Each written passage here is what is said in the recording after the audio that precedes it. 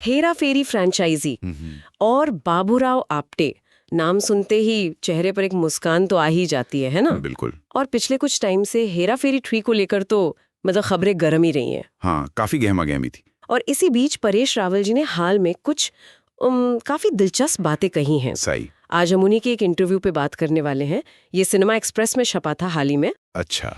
तो आज हम इसी इंटरव्यू को थोड़ा खोलकर देखेंगे, समझने की कोशिश करेंगे कि भाई हेरा फेरी 3 का स्टेटस क्या है अभी, प्रियदर्शन जी के साथ परेश रावल के रिश्ते कैसे हैं, और हाँ, फ्रेंचाइजी पर उनके अपने क्या विचार हैं। बिल्कुल, तो चलिए शुरू करते हैं। आइए देखते हैं इस मामले की तह में क्या है। देखिए, सबसे पहले तो जो बड़ी खबर है वो ये कि जो थोड़ी अनिश्चितता बनी हुई थी ना पिछले दिनों, हाँ, वो कंट्रोवर्सी जो हुई थी। हाँ, उसके बाद अब ये पक्का है कि परेश रावल हेरा फेरी 3 कर रहे हैं, बाबूराव वापस आ रहे हैं। चलो, ये तो मतलब लाखों फैंस के लिए बहुत बड़ी राहत की बात है। सब इंतजार कर रहे थे। यकीनन। और सिर्फ वापसी की खबर नहीं है, उन्होंने फिल्म की शूटिंग पर भी अपडेट दिया है। अच्छा, क्या कहा उन्होंने? उनके हिसाब से शूटिंग अगले साल मतलब 2026 में फरवरी या मार्च के आसपास शुरू हो सकती है। ओके, फरवरी मार्च तो एक टाइमलाइन मिल दी है। हाँ, इससे लगता है कि चीजें अब थोड़ी पटरी पर आ रही हैं। मतलब पहले जो थोड़ी खींचतान की, उसके बाद ये एक पॉजिटिव साइन है। लेकिन एक सवाल तो मन में आता है,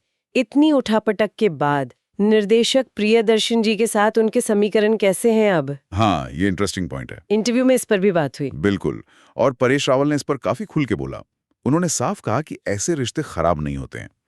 और उन्होंने इस बात पर जोर दिया कि जो भी मतलब गलतफहमियां थी वो अब दूर हो गई हैं और रिश्ता अब पहले से ज्यादा मजबूत, और उन्होंने एक शब्द इस्तेमाल किया, पारदर्शी है। पारदर्शी, ट्रांसपेरेंट। हाँ, और ये भी कहा कि गांव भर गया है। ये पारदर्शिता वाली बात थोड़ी सोचने वाली है। क्या मतलब निकालें इसका? पहले कम्युनिकेशन गैप था या अब बस ज्यादा खुलकर बात हो रही है? देखिए, ये अच्छा सवाल है। उनके कहने का अंदाज तो यही था कि शायद इस पूरे मामले ने ना उन्हें एक दूसरे को बेहतर समझने में मदद की है। हो सकता है। बॉलीवुड में कई बार होता है ना, ईगो क्लैश या मिसकम्युनिकेशन से चीजें बिगड़ जाती हैं, पर यहाँ ऐसा लग रहा है कि इस अनुभव से शायद आपसी समझ और बढ़ गई। उनका पारदर्शिता पर जोर देना इसी तरफ इशारा करता है, मुझे लगता है। दिलचस्प है। और उन्होंने सिर्फ आगे की ही बात नहीं की। नहीं, उन्होंने पीछे मुड़कर भी देखा। हाँ, वही दूसरी फिल्म फिर हेरा फेरी पर भी उन्होंने काफी बेबाकी से अपनी राय रखी। बिल्कुल। और ये मानना कि मेकर्स उस टाइम थोड़े अति आत्मविश्वासी हो गए थे, ये अपने आप में बड़ी बात है। हाँ, मतलब अपनी ही फिल्म के बारे में ऐसा कहना। और सिर्फ इतना ही नहीं, उन्होंने तो यहाँ तक कह दिया कि जब वो डबिंग कर रहे थे, उन्हें लगा कि हमने गंदा पाप कर दिया है। बाप रे, ये तो बहुत ही ज्यादा ऑनेस्ट कमेंट है ना? किसी भी एक्टर के लिए अपनी ही एक हिट फिल्म की ऐसी आलोचना करना आसान नहीं होता। सही कहा। और उन्होंने ये भी कहा कि हेरा फेरी जैसे कैरेक्टर्स और कहानी को बहुत ध्यान से हैंडल करना चाहिए। हाँ, उनके शब्द थे, बड़ा नजाकत से, बड़ा संभाल के चलना चाहिए। अगर इसको थोड़ा बड़े कॉन्टेक्स्ट में देखें तो ये बॉलीवुड में सीक्वल बनाने का जो प्रेशर होता है ना, उसको दिखाता है। सही। पहली फिल्म इतनी बड़ी हिट हो जाती है कि उसको मैच करने या उससे आगे निकलने के चक्कर में कई बार कहानियां, कैरेक्टर्स की जो बारीकियां होती हैं वो कहीं खो जाती हैं। हाँ, वो नजरअंदाज हो जाती हैं। तो रावल जी का ये मानना एक तरह से उसी क्रिएटिव चैलेंज को दिखाता है कि कैसे सक्सेस कभी-कभी ओवर कॉन्फिडेंस या कहें कि आत्मसंतुष्टि की तरफ ले जा सकती है। बिल्कुल। तो ये सारी जानकारियां उन दर्शकों के लिए काफी मायने रखती है जो इस फ्रेंचाइजी से इतने सालों से जुड़े हुए हैं। हाँ, ये दिखाता है कि एक हिट फिल्म का सीक्वल बनाना सिर्फ बिजनेस नहीं है। इसमें कैरेक्टर्स की लेगेसी को संभालना, डायरेक्टर एक्टर के बीच केमिस्ट्री, बहुत सारी चीजें शामिल होती हैं। एकदम सही कहा।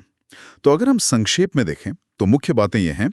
1, परेश रावल हीरा फेरी 3 में बाबूराव बनकर लौट रहे हैं। हाँ, 2, शूटिंग अगले साल की शुरुआत में यानी फरवरी मार्च में शुरू होने की उम्मीद है। ठीक है। 3, प्रियदर्शन जी के साथ उनके जो भी मतभेद थे वो सुलझ गए हैं, रिश्ते बेहतर और पारदर्शी हैं। ओके।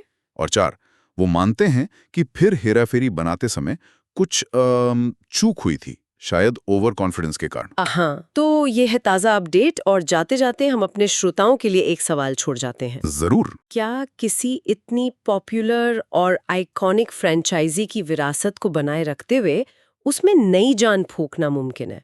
मतलब उसको फ्रेश भी रखना और पुराना जादू भी कायम रखना, खासकर तब जब पिछली किश्तों पर राय अलग-अलग रही हो। ये सोचने वाली बात है।